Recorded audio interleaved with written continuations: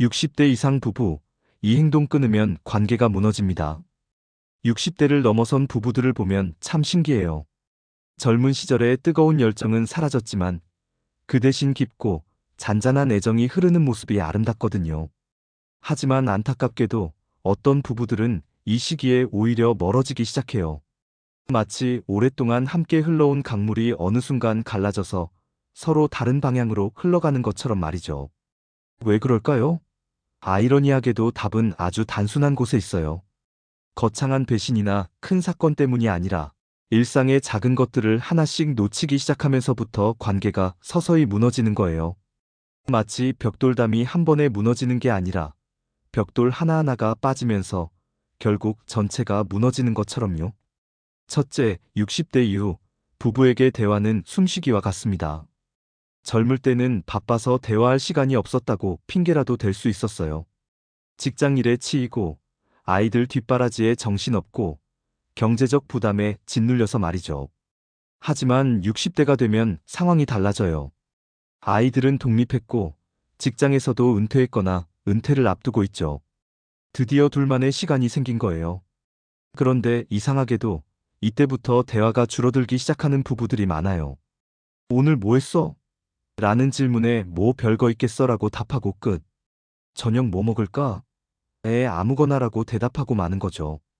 마치 오랫동안 함께 살면서 서로에 대해 다 안다고 착각하는 것 같아요. 하지만 사람은 계속 변해요.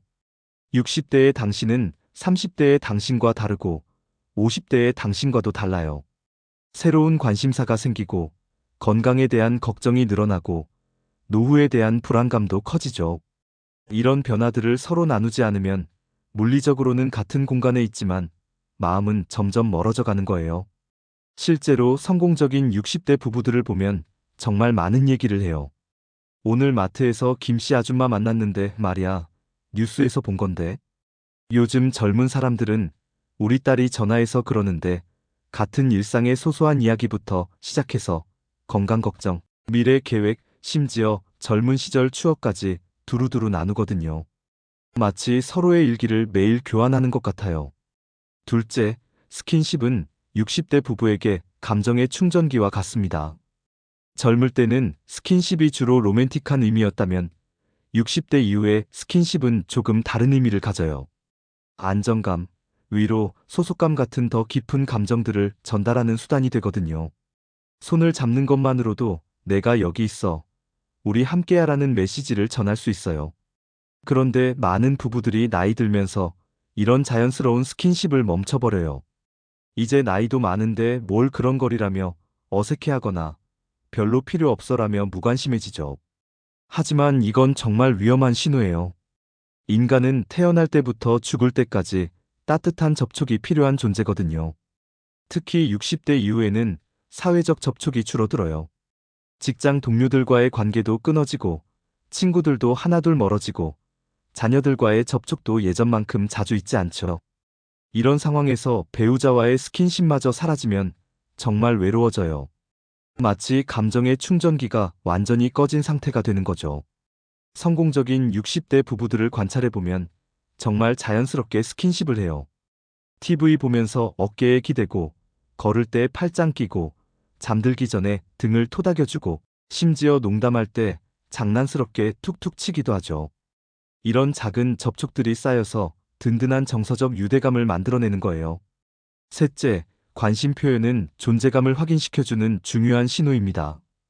60대가 되면 사회적으로 점점 투명인간이 되어가는 느낌을 받아요. 직장에서는 은퇴하거나 뒷전으로 밀려나고 사회적 영향력도 줄어들고 젊은 세대들에게는 꼰대 취급받기 일쑤죠. 이런 상황에서 가장 가까운 사람인 배우자마저 무관심하면 정말 세상에서 잊혀진 존재가 된 기분이 들어요.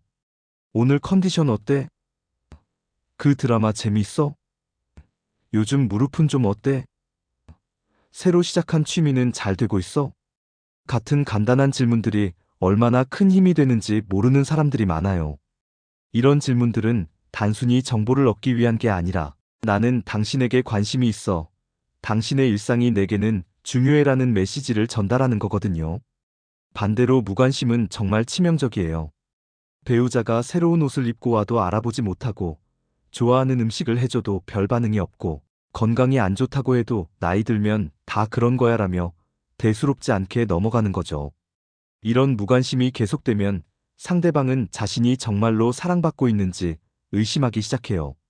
넷째, 함께하는 시간의 질이 관계의 깊이를 결정합니다. 60대 이후에는 시간이 많아져요. 하지만 시간이 많다고 해서 자동으로 좋은 관계가 되는 건 아니에요. 같은 집에 살면서도 완전히 다른 시간표로 살아가는 부부들이 의외로 많거든요. 한 명은 아침형 인간이고 다른 한 명은 올빼미족이어서 깨어있는 시간이 다르거나 각자 다른 취미와 관심사에 빠져서 교집합이 없는 경우도 있어요. 물론 개인의 시간과 공간은 필요해요. 하지만 공유하는 시간이 너무 줄어들면 문제가 돼요. 마치 같은 집에 사는 룸메이트 같은 관계가 되어버리거든요. 아침에 잘 잤어? 로 시작해서 밤에 먼저 잘게로 끝나는 그저 예의상 주고받는 인사말 정도의 관계 말이에요. 성공적인 60대 부부들은 의식적으로 함께하는 시간을 만들어요. 아침 산책을 같이 하거나, 저녁 드라마를 함께 보거나, 주말에 시장 구경을 가거나, 카페에서 차 한잔 마시며 이런저런 얘기를 나누거나 하죠. 이런 시간들이 쌓여서 우리라는 정체성을 만들어내는 거예요.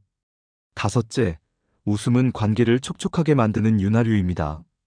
60대가 되면 웃을 일이 줄어들어요. 건강 걱정, 경제적 불안, 미래에 대한 두려움 같은 무거운 주제들이 대화의 줄을 이루게 되죠. 물론 이런 진지한 대화들도 필요해요.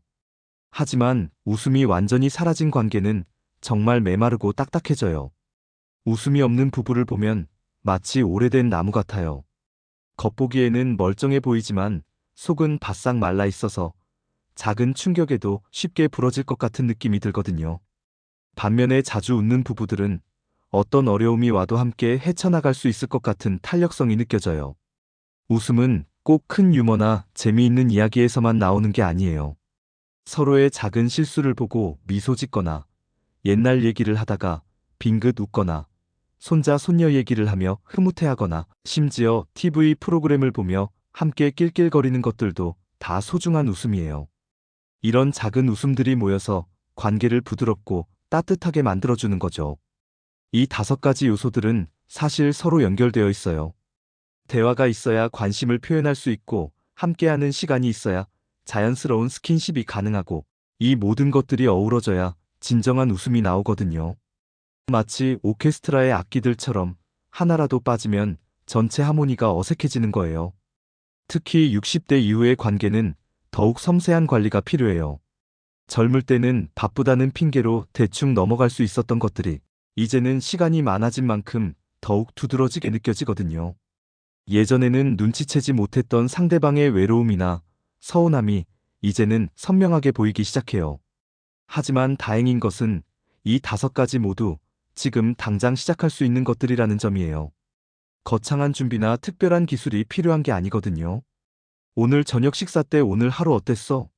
라고 물어보는 것부터 시작해서 TV 보다가 자연스럽게 손을 잡아보고 배우자의 새로운 머리 스타일을 알아봐주고 함께 저녁 산책을 나가고 작은 일에도 함께 웃어보는 거예요. 때로는 이런 걸 굳이 해야 하나? 라는 생각이 들 수도 있어요.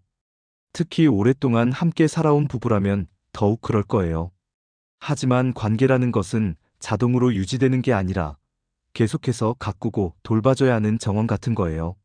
물을 주지 않고 잡초를 뽑지 않으면 아무리 아름다웠던 정원도 황무지가 되어버리죠.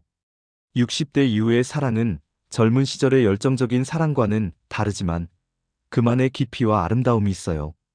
서로의 변화를 받아들이고 함께 늙어가는 과정을 나누고 인생의 마지막 장을 함께 써내려가는 동반자가 되는 거죠. 이런 관계를 만들어가는 것은 정말 값진 일이에요. 지금 이 글을 읽고 있는 당신, 오늘 배우자의 손을 한번 잡아보는 건 어떨까요? 그리고 요즘 어때? 라고 물어보세요. 작은 시작이지만 그것이 바로 60대 이후 사랑을 지켜나가는 첫 번째 단계가 될 거예요.